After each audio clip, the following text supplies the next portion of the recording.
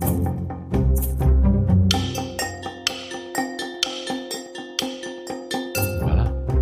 Bonjour.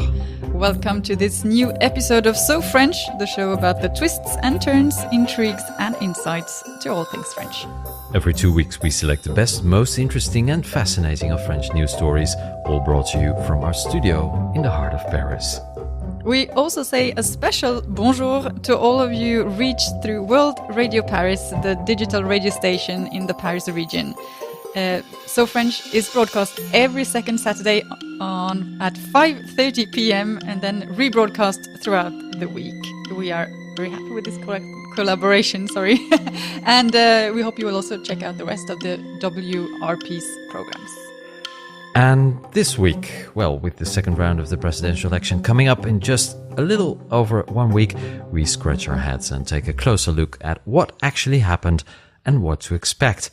And we also asked the question why Jean-Luc Mélenchon, the far-left candidate who did really, really well, refuses to encourage his voters to vote against Marine Le Pen.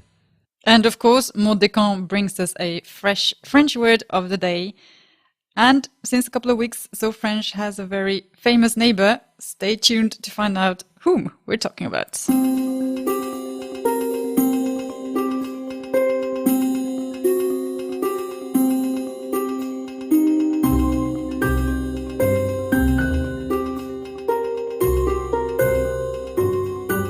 Il est 20h et vous le voyez, Marine Le Pen et Emmanuel Macron sont qualifiés pour le second tour, mais ils sont à ex-aequo. Voici les résultats de ce premier tour. C'est Emmanuel Macron qui arrive en tête à 23,7%. Marine Le Pen est en deuxième position à 21,7%. Vous voyez apparaître les QG des deux. But first, of course, the first round of the presidential election took place about a week ago.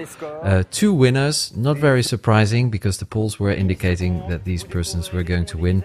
Emmanuel Macron and Marine Le Pen. There were some surprises, of course. The very good score of Jean-Luc Mélenchon, the left-wing candidate, and the horrible score of the socialist candidate Benoît Hamon.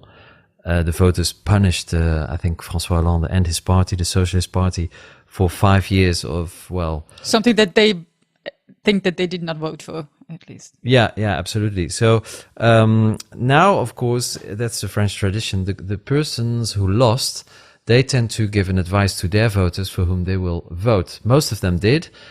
Even François Fillon told his voters to vote for Macron. He did that very, very quickly after the results were announced. Absolutely, a couple of minutes even. And but there's one outsider, of course, and that's Jean-Luc Mélenchon. He's the extreme left-wing candidate. He got almost 20% of the votes. Yeah, 19.5%. That's a little bit more even. Yeah, something like that. But it's the best score he has ever got. And he refuses to endorse Macron. Of course, not Marine Le Pen either, but he doesn't give any advice to his voters. Now, a lot of people say that this is a very bad attitude, that there should be a Front Républicain. Well, the Front Républicain that we're talking about here in France is something that's a Republican front that has been used in other elections to block out the National Front. It has been used on local levels, on regional levels, which is that the sort of mainstream candidates back the other mainstream candidate against the National Front. And this was used in 2002 when Jean-Marie Le Pen, the father of Marine Le Pen, went through to the second round, and it allowed Jacques Chirac, the mainstream candidate, to win the second round of the election with 82% of the vote. Almost a dictatorial scores. Yeah, and it has been, I mean, the Republican Front is a known phenomenon here in France, and it has been used, and it has almost always been successful. Yeah. Now, Jean-Luc Mélenchon does not want to put in place a Republican Front. Why is that, do you think? Well, I think there are probably several reasons for it. He is saying that he's, of course, saying no to Marine Le Pen, that he is considering his main opponent and main enemy on the political in the political world. But he is refusing to give his endorsement to Emmanuel Macron, who he also considers not on the same level, I think, but also as one of his main opponents. And that because he's an ultra-liberalist in French terms. Macron is the enemy of the market. Exactly, and the very opposite political program to the one Jean-Luc Mélenchon is fighting for. But this has caused quite a bit of a stir here in France, must say. Many being very, very upset with Jean-Luc Mélenchon not endorsing, and also because Jean-Luc Mélenchon was the candidate who in 2002 was yelling at others who would not vote, who would not endorse Jacques Chirac against Marine Le Pen at that point in time. Now he's saying, well, the context is different, things have changed, it's not the same world. But I mean, people are very, very upset. At the same time, he now has a much bigger, I mean, he has a big electorate, it's almost 20%. Yeah. So it's not, it's not nothing. It's not a marginal figure anymore. And the other thing is that, well, he says the times have changed, which is true, because Marine Le Pen now is absolutely, you could consider it a normal party in the sense that she is really competing, and everybody expected that she was going to make the second round. And another proof that the times have changed is that in 2002, when Jean-Marie Le Pen was voted in the second round, there was a huge demonstration not only in Paris, but other large cities. Over 1 million people went to the streets. And this week, Marine Le Pen got to the second round, and there were just a couple of hundred people who went to the Place de la République in Paris to demonstrate. So this also shows that the French basically accepted Marine Le Pen in politics.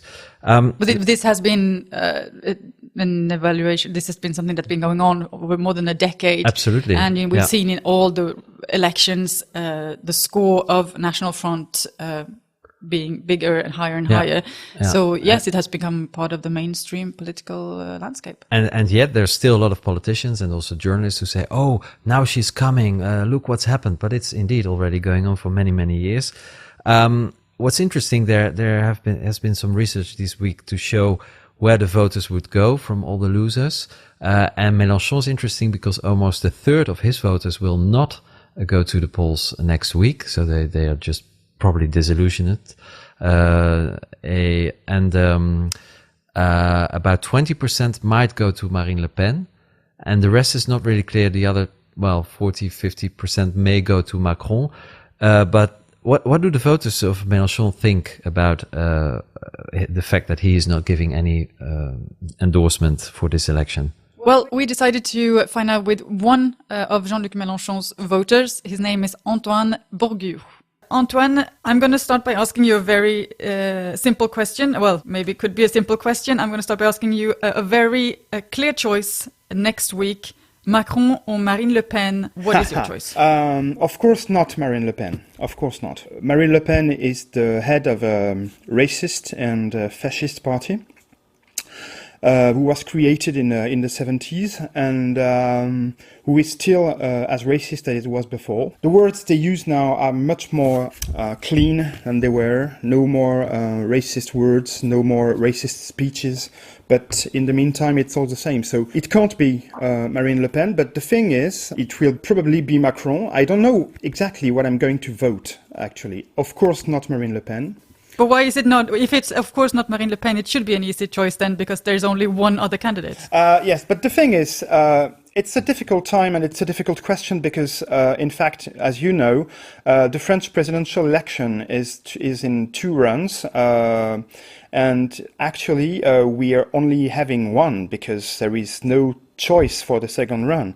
The choice is between Macron, which is a liberal, which is what I would call the illegitimate son of Thatcher and Blair, and we have on the far right we have Marine Le Pen, and this is only the choice we have. But with the far right in a second round, many are saying that this is not any election, and many were also surprised that Jean-Luc Mélenchon, the leader of the La France Insoumise, did not endorse Emmanuel Macron. Was this a surprise to you? There shouldn't be any surprise about this. Jean-Luc Mélenchon always said that Marine Le Pen is a danger, she's a fascist, and she's racist. So his position about her is quite clear. About Macron, he always said that Macron is a liberal and that all the liberal politics that were, made by Hollande and before him Sarkozy and before him Chirac, I think they really are responsible for the fact that last Sunday 7.5 million people voted for Le Pen. So it's quite difficult actually to say I will vote for Macron. I despise Le Pen and I really don't like Macron. So this is really a hard choice, really. But don't you think that by not choosing between these two candidates, you're actually being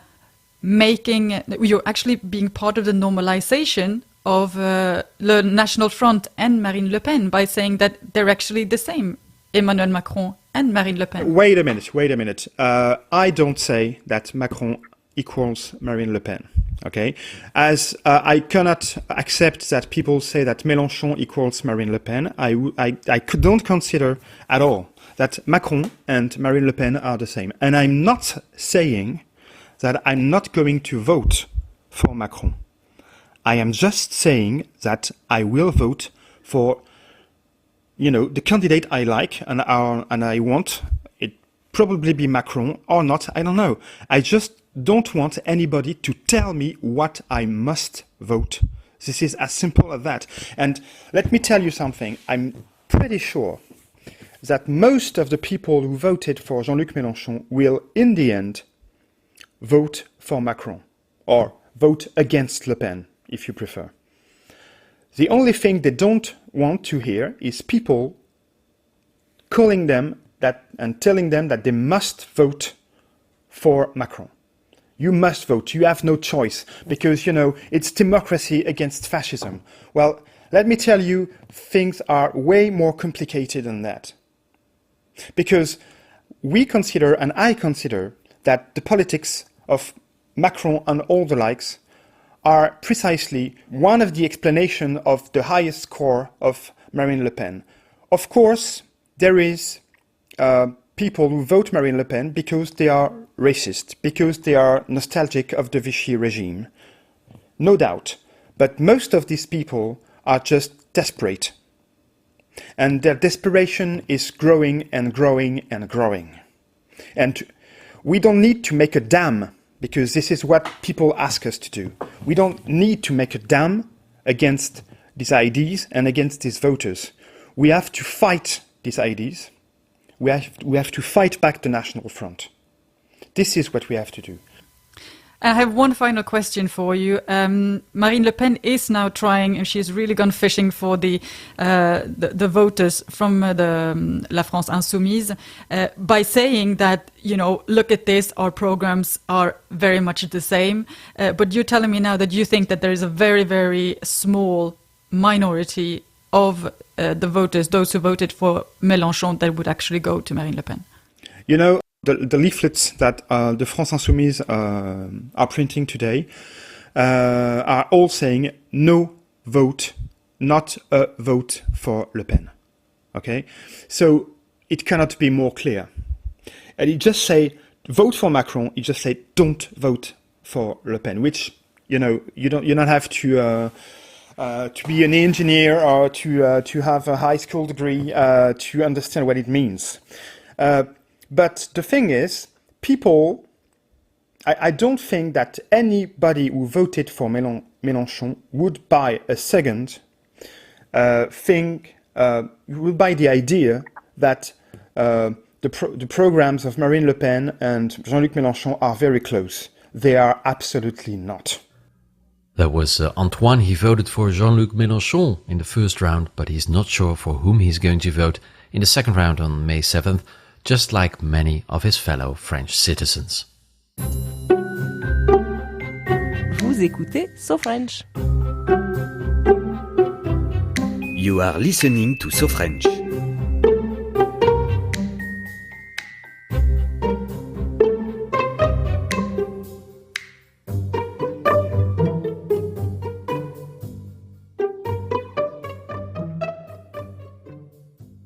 And now we're going to talk about feelings.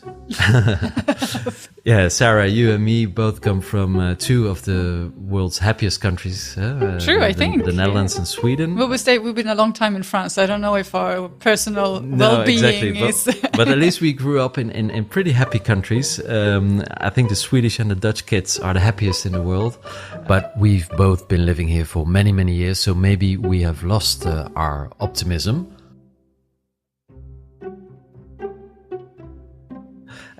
Because France is probably the most depressed country in the world. There are researches that show that even in Iraq and Afghanistan, people are more optimistic about the future than the French are. So this also played a part in the outcome of the first round of the elections, right? Yeah, it's actually some quite interesting statistics that had come out that shows that the well-being or the people's experienced well-being and whether if they're optimistic about the future or pessimistic about the future had a big role in the election and in the results, showing that people who are optimistic had a much bigger tendency to vote for Emmanuel Macron, and those being pessimistic having a tendency to vote for Marine Le Pen. Well, you could say, if you look at other demographics, of course, Marine Le Pen has a bigger part and chunk of the working class vote, for example, and you can say people having less money, more likely for a lower education, and more likely to be unemployed and have a difficult life situation. So yes, of course, you're more likely to be pessimistic. But here comes the interesting part: that even if you take out these factors, so if you look at people who have a high income and who voted for Marine Le Pen, they're more likely to be pessimistic than those who are low income and voted for Emmanuel Macron. So it is really decisive the way you see the world. Well, it isn't the only deciding factor, of course, but it's this study that I saw shows that it's as important as, for example, education or income. Okay, so that's interesting because of course, Marine Le Pen, we've seen that also in other countries. I think one of the reasons a lot of people don't believe in politics anymore is that there are a lot of politicians who promise a lot and then, they don't live up their promises. And so people are disappointed. And Marine Le Pen doesn't really promise a lot, but she tells that she's going to get rid of a lot of stuff. So you don't think she promises a lot? I think she promises a lot. She's going to bring back all the work that has been gone to Yeah, sure. Elsewhere. But by destructing, I think it's easier to destroy something like everything that's in place, the European Union, international rules, and so on, than to promise that you're bringing openness and new jobs. So she has a very negative rhetoric, whereas Macron has an optimistic rhetoric, and most of the people who still believe in politics, they're more likely, I think, to vote for Macron. But it's very interesting. Maybe if everybody took some Prozac, etc., there would be more voters for Macron. Maybe that's one of but his... the French are already taking a champions lot of the Prozac. Again, France is not not doing so badly at all, finally. So yeah, that's an interesting fact. Optimistic people vote for Emmanuel Macron, whereas pessimists tend to prefer Marine Le Pen. And it's time for our So French word. Maud, bonjour. Hi, Stefan. What have you chosen for us this week? Yes, sondage, which means opinion polls. So, well, as you know, they play a very important part during the election period. But they also have had a pretty bad reputation these past elections because most of them were wrong about the predictions. We witnessed it during the presidential election. No one predicted Donald Trump. And well, this time, the opinion polls were right about the French presidential election. They almost got everything right, in fact. The order of the candidates, first Emmanuel Macron, second Marine Le Pen, third François Fillon, and then, but they also got right the percentage of votes each one got. So enough about the news. Let's have a look now at the roots of the word sondage. According to my dictionary, the first meaning of the word was in the 18th century, the examination of the soil or of the ground with a probe. Then in the 19th century, it was the action of throwing a probe into the water to get information from the deeps. And, well, the verb sonder, from the word sondage, actually comes from the Latin tubundare, which means diving. So we can see here the connection between the Latin roots and the meaning of the word sondage. So I did a bit of research about the history of the sondage and the political opinion polls. And the very first opinion polls on politics actually appeared in the 30s in the United States, thanks to the journalist George Gallup, who created the American Institute of Political Opinion. It was in 1936. And in France, the first opinion polls about politics were in 1938. They were done by the IFOP, which still exists today and which is one of the biggest opinion poll institutes based here in Paris. Thank you very much, Maud Descamps. That was with the French word of the day, sondage.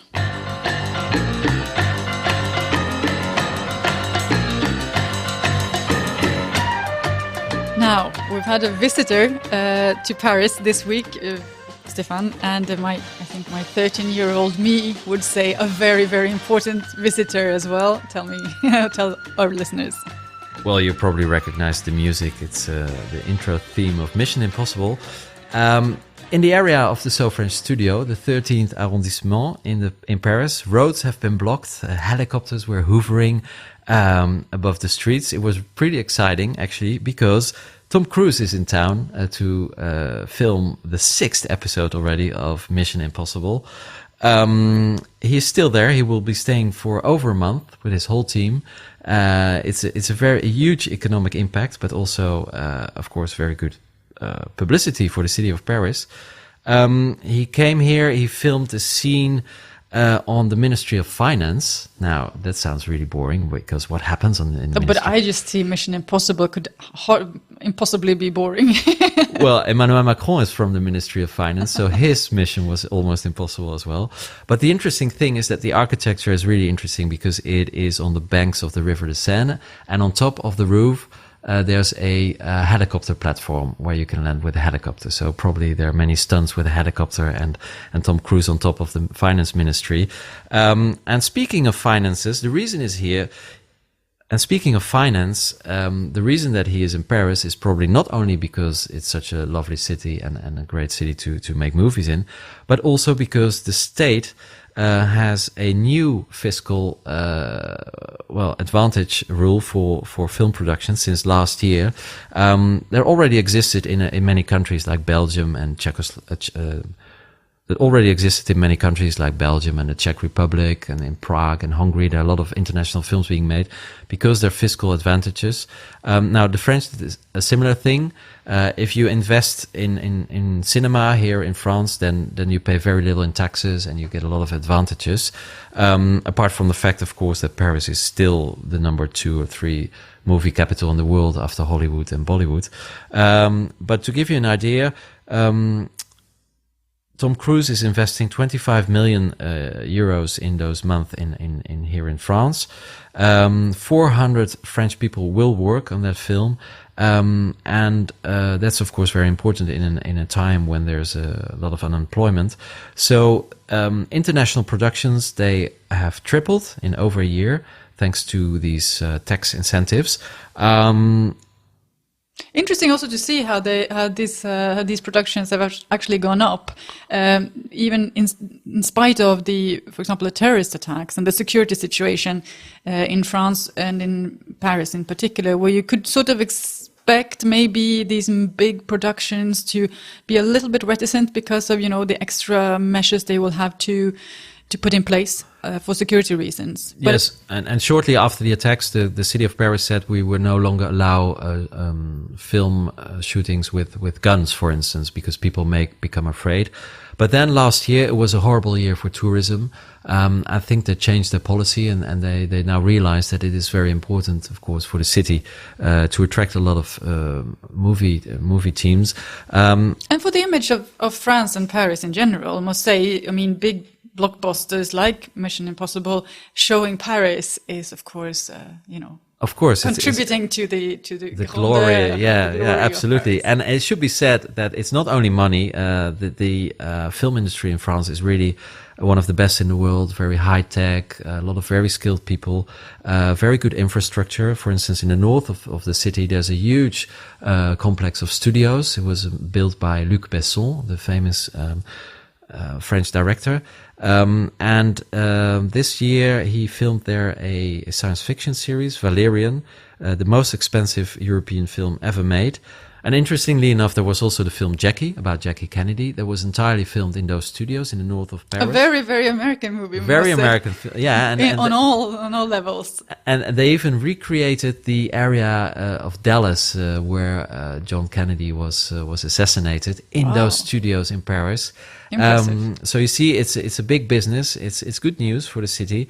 Although in the case of the film Jackie, there was another reason they were filming it in Paris, because at that time Natalie Portman, the famous actress, she was living here, so it was very convenient. But nevertheless, the film industry in France is doing really well, thanks to incentives, and also that's one of the reasons why we had the famous neighbour this week, Tom Cruise. But last question, did you see him? No, I didn't, because all the streets were sealed off. There were huge security measures, and there were photos in the press, of course, because it was in the middle of the city, so people still live here, and they took photos. But it was really well protected. But the images I saw, they look really, really spectacular. So we have to wait till next year for the release of Mission Impossible 6. Well, that wraps up this political edition of So French. We hope you have enjoyed it. Please follow us on Twitter at So French News. And if you have any questions or suggestions, send us an email. Our address is sofrench@sofrench.news. And don't forget to subscribe to our podcast in iTunes, SoundCloud, or in the TuneIn radio application. And to share the podcast with your friends. If you like French music, check out our playlist on Spotify, which we update regularly. We'll be back in 2 weeks with a new episode.